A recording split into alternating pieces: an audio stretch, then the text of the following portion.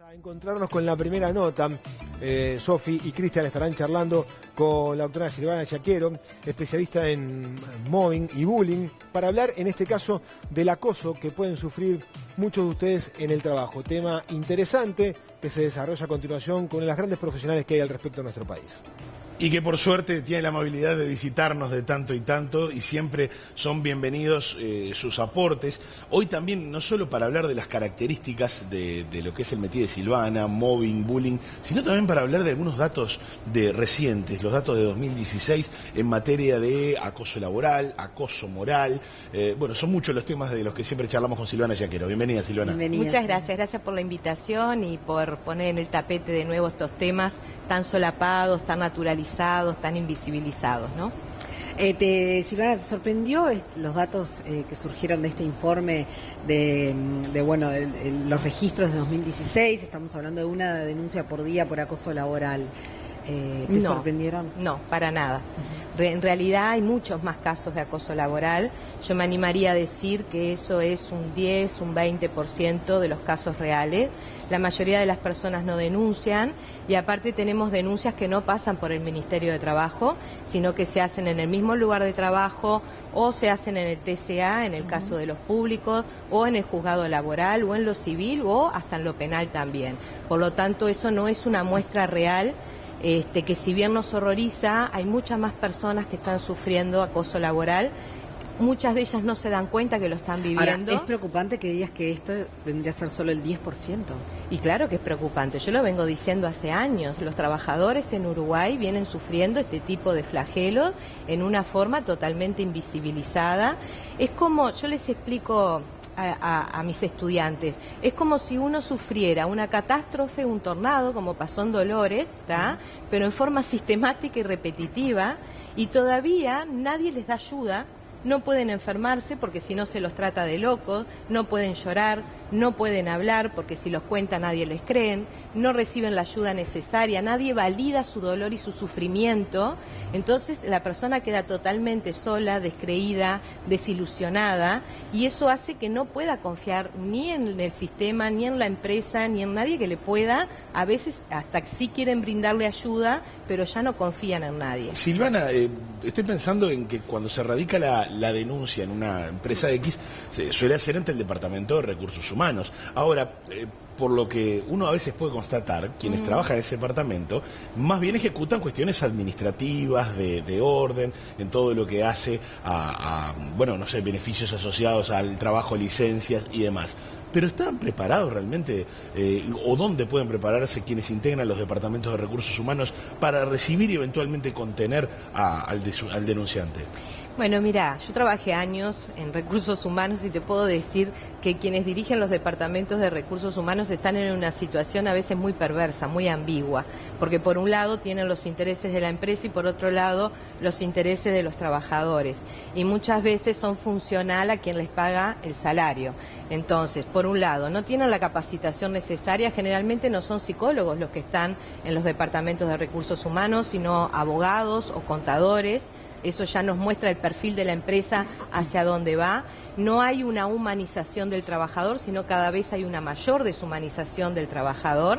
Entonces, cuando alguien está sufriendo acoso laboral, no solamente las empresas, la mayoría, a menos algunas del Estado, no tienen protocolos, sino que el protocolo en sí mismo tampoco serviría de absolutamente nada. Si no hay una directiva que diga, bueno, no vamos a permitir este tipo de violencia dentro del trabajo, que haya capacitación, que haya procesos de inducción donde se defina lo que es el acoso laboral y políticas realmente claras al respecto, entonces la persona no tiene a dónde denunciar, o si denuncia, como se convierte en la conflictiva, en la problemática, termina la empresa levantando todas sus defensas contra la víctima y protegiendo al hostigador.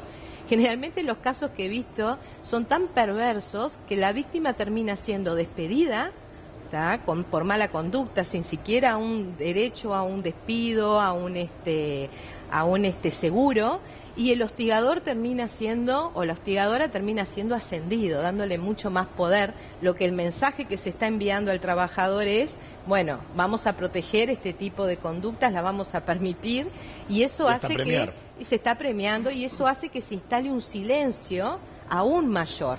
Entonces nadie Sí, después se anima miedo, a ¿quién va a denunciar. denunciar? ¿Quién va a denunciar frente a esa realidad? Por eso es que digo que la mayoría de los trabajadores se callan la boca, no lo dicen, tratan de solucionarlo de otra manera, tratan de, o sea, a mí la mayoría de las personas que me llegan es, bueno, yo quiero curarme, quiero fortalecerme, y una vez que me cure y me fortalezca, que lo hacemos con la terapia en MDR, lo que la persona hace recién ahí es decir, bueno, tomo la decisión. Solo un 10% de los trabajadores que sufren de acoso laboral vuelven al sistema productivo como empleados, ¿tá? Muchos de ellos no pueden nunca volver a trabajar porque quedan realmente destruidos, y algunos pueden tratar de formar su propio proyecto, pero no quieren saber absolutamente más nada de depender de alguien, ¿no? Claro. Silvana, también sucede, como en otras expresiones de violencia, digamos, la relativización de la cosa. Es la típica reacción de, no, pero eso no es acoso, eso es otra cosa. Claro. ¿Vos lo ves eso en la clínica, en los estudios, en las relaciones laborales? Todo el tiempo. Por lo general, los departamentos de recursos humanos, cuando la víctima va, le dicen, esos son problemas personales, lo que pasa es que tú estás muy sensible, lo que pasa es que vos sos muy conflictivo, muy paranoide, esto pasa en todos lados, aprovechá y hacete fuerte.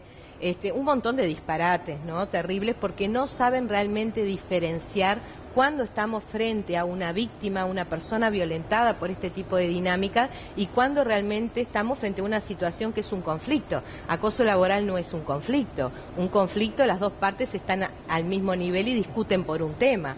Acá hay un desnivel, quien acosa tiene poder siempre, pero no solamente porque el cargo sea de poder, sino porque se ha juntado de otras personas, ha generado mimetismo, y eso genera que vaya teniendo más poder y la víctima menos poder.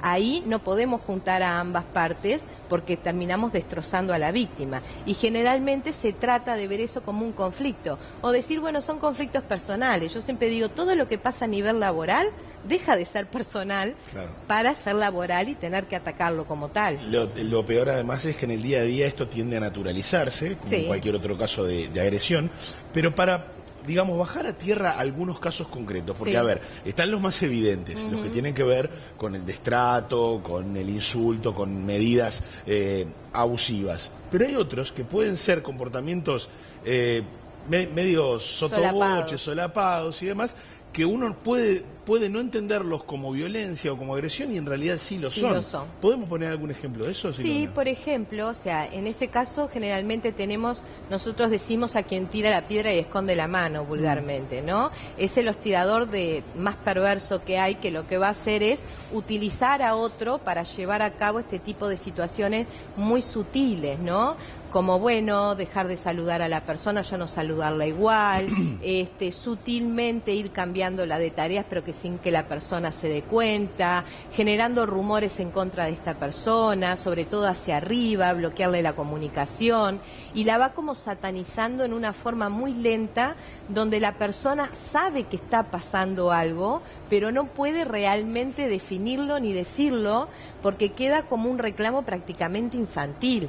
Ya no me miran como antes, ya no me saludan como antes, ya no me tienen en cuenta como antes, ya no me dan la misma valoración que antes, y es ese encadenamiento que hace a este proceso, ¿no? O sea, el acoso laboral no es un hecho puntual, no es que un día no me den tareas, o un día me sobrecarguen de tareas, o un día me sancionen porque realmente cometí un error, o un día no me den a mí horas extras y a los demás sí.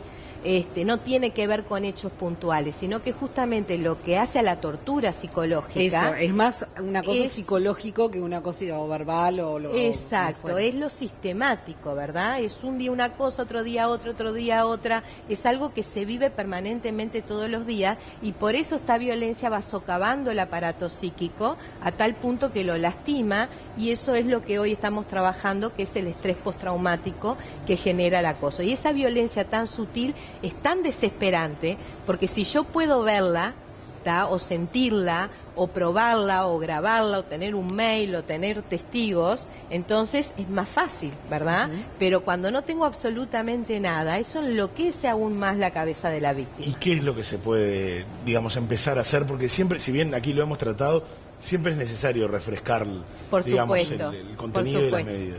Desde el lugar de la víctima lo que hay que hacer es buscar ayuda personal especializado. Yo siempre les digo que si van a un psiquiatra o a un psicólogo que banaliza y no les creen y que ellos tienen que empezar a dar como muchas explicaciones, se levanten y se vayan. Lo más importante que tienen que hacer los profesionales que trabajan con este tipo de personas violentadas es validar el sufrimiento, nunca dudar. Para llegar a una conclusión siempre hay tiempo. Otra de las cosas que tienen que hacer es todo lo contrario cuando uno está en crisis, cuidarse, salir a caminar, hacer yoga, tratar de tomar la menos medicación posible, comer bien y tratar de rodearse de los seres queridos, de aquellas personas que sí te pueden creer, porque la red de contención en estas situaciones es realmente muy importante y es lo que va a cambiar un pronóstico de otro pronóstico. Con respecto a las empresas, tienen que capacitarse en estos temas, el personal, realmente informarse. Esto genera rotación de personal, ambientes tóxicos, se pierde a los mejores trabajadores, gran ausentismo, desprestigio social de la empresa también. O sea que esto tiene un costo, que al igual que la violencia psicológica, aparentemente es como invisible. Claro. Pero si uno empieza a indagar, no es tan invisible, los costos son muy altos. Bien, Silvana, el 13 de marzo presentás el libro, ahí también pueden buscar información. Ahí está. Decirnos los datos, así ya vamos. El 13 de marzo sale el libro, luego vamos a hacer una presentación en la cual van a estar todos invitados, por Recordemos supuesto. El título del... Bullying y Mobbing, haciendo visible lo invisible. Lo edita Random House y bueno, la idea es justamente sacarle el velo a esta violencia, que no se naturalice más y también más allá de lo científico que pueda tener el libro, ¿no? De todas las investigaciones científicas, está escrito como yo hablo. Dio mucho trabajo porque soy disléxica, entonces llevó como un año corregir ese libro, pero bueno, logró tener la forma que queríamos y bueno, y es un libro también de consejos, de ayuda, sobre todo para los padres de los niños que sufren de bullying, para los centros de estudio, muchos casos reales, ejemplarizantes, y qué cosas debe hacer justamente una persona y qué cosas no deben hacer, sobre todo los cómplices, las instituciones y los centros de estudio. No tengo dudas que va a llegar a muchas manos y va a ser un material bienvenido. Ojalá. Silvana Yaquero, muchas gracias por estar en el No, gracias a ustedes. Muchas gracias.